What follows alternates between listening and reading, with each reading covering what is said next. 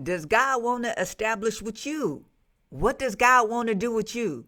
Know it's between you and him. Don't let nobody get in the way of that.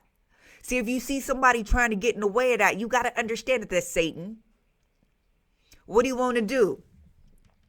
He want to hinder you. He want to slow you down. He want to stop you from moving in the things of God. So he placed somebody in front of you that don't believe. That's going to tell you, go ahead and curse God. That's going to tell you, let's do it a different way, okay? Baby, no. You don't get a say in what God is doing in my life. I don't even get a say. How many of y'all try to get a say with what God's doing and God is like, no.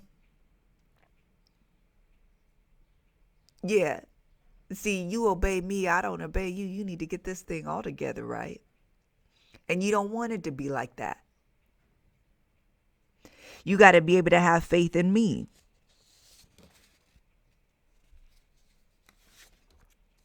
See, I want you to know this great thing that while Sarah is laughing at God telling Abraham that the promise is going to come through him, that she going to have a baby, God is preparing Abraham to birth a nation that will bring God himself into the flesh.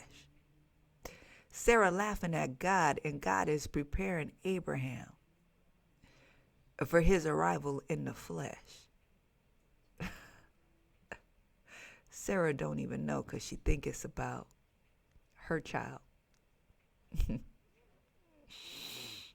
and not about God's. Isaac was born, y'all, and Abraham was 100 years old. Say it again, 100. 100 years old.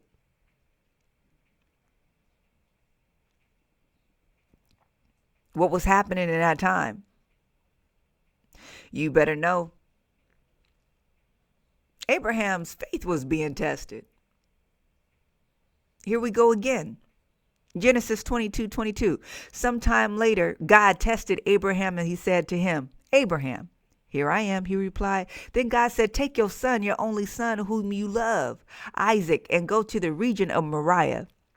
Sacrifice him there as a burnt offering on a mountain I will show you. Early the next morning, Abraham got up and loaded his donkey. Y'all, ain't no conversation from Abraham. He just did it. Why? Because he believed. He took with him 2 of his servants and his son Isaac. When he had cut enough wood for the burnt offering, he set out for the place God had told him about. On the 3rd day, Abraham looked up and saw the place in the distance. He said to his servant, stay here with the donkey while I and the boy go over there. We will worship him.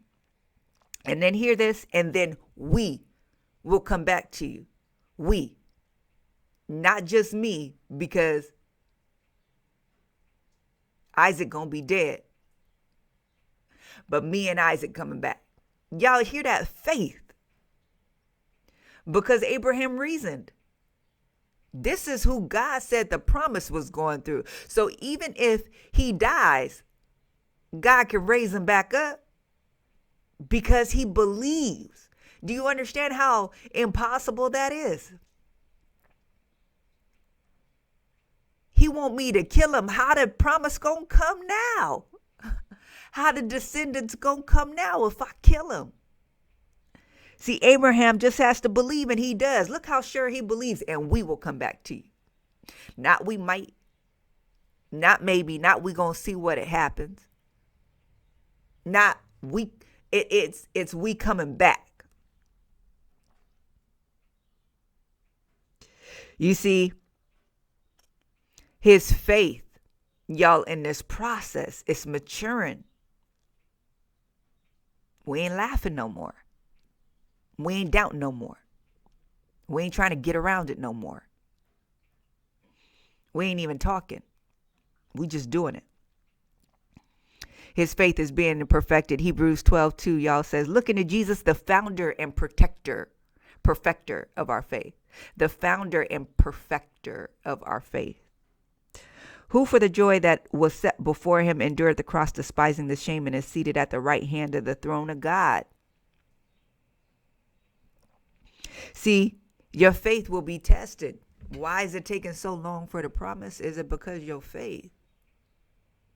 What God is going to have you do in this lifetime, it requires that you believe in him, because it's not going to be by your might, by your power, but by his spirit. You got to believe that his spirit is going to move through you so that you can yield to it, so it actually can, y'all. Look at Luke 22:31 through 34. It says, Simon, Simon, Satan has asked to sift all of you as wheat, but I have prayed for you, Simon, that your faith may not fail. And when you have turned back, strengthen your brothers. Yeah, you being tested, your faith is going to be tried. But guess what? You're going to come out stronger on the other side. And I need you to deliver that to people, because there's going to be a lot of people that's going to come across you that needs to hear the story of how you overcame, about how you endured, about how in faith you just kept moving forward, so you can increase their faith and help them move into all the things that I have for them. See, it ain't just about you. It's about the man you ain't never met. It's about the woman you ain't never met before, that God is going to put in your path, that you may not even realize that you ever touch in your life, but they gonna receive your presence in some way, shape, or form, and they gonna receive the message of the faith that you had in God. Yeah, see, one of the reasons why I do this is because I believe that nationwide God is going to use me, that he's going to have me on stages, y'all, that he's going to do some great and mighty things. And even if he doesn't, I'm going to still move with him anyways. But I believe that when he does that, there will be souls that'll be saved that I may not even encounter, y'all, but I'll just know that God is doing a work. And I'm going to need faith for that.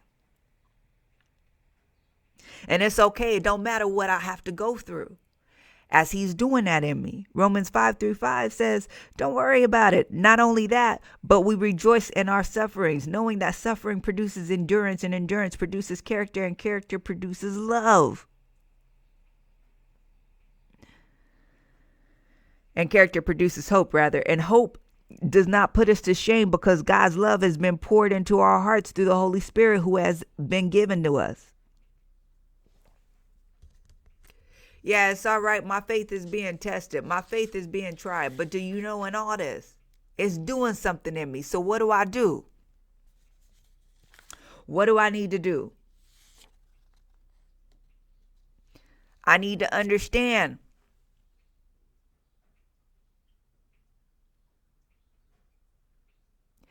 Job 3:10, y'all, and it says, yet he knows the way I have taken. When he has tested me, I emerge as pure gold.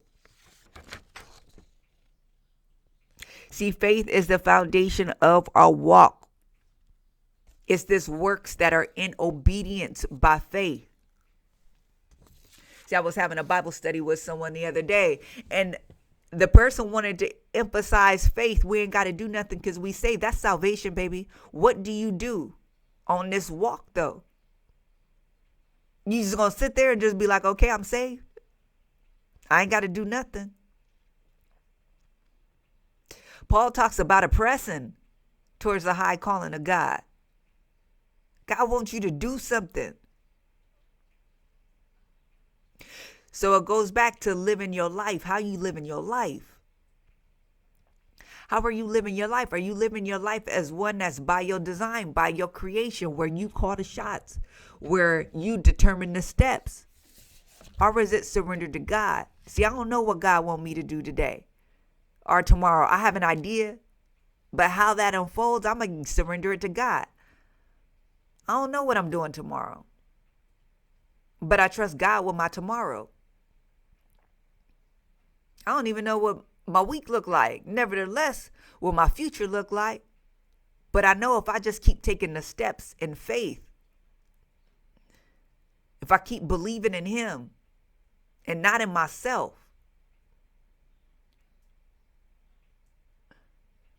that one that does that, one that sacrifices their whole life and gives their whole life to Christ,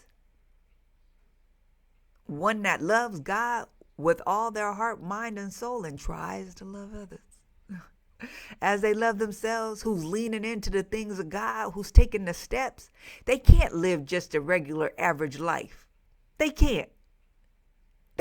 I don't think somebody gives their whole life to God and God gives them a regular, smegular, mediocre life. No. Great things got to be experienced.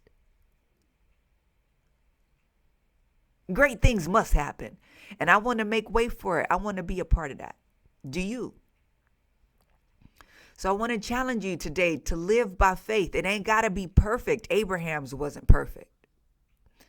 But stop trying to make your own way.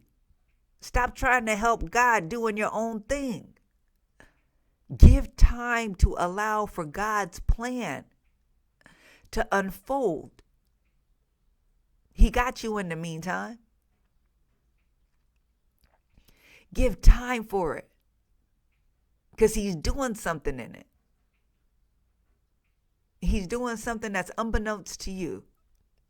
You just got to have faith. So, y'all, that's what I have today.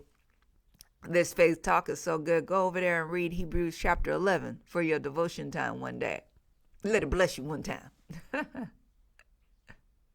Y'all have an amazing day. And this is my devotion time to the Lord, preparing for this lesson here. And he said, hey, it's a lesson I want you to give to them. So here we go. Y'all talk soon. Bye.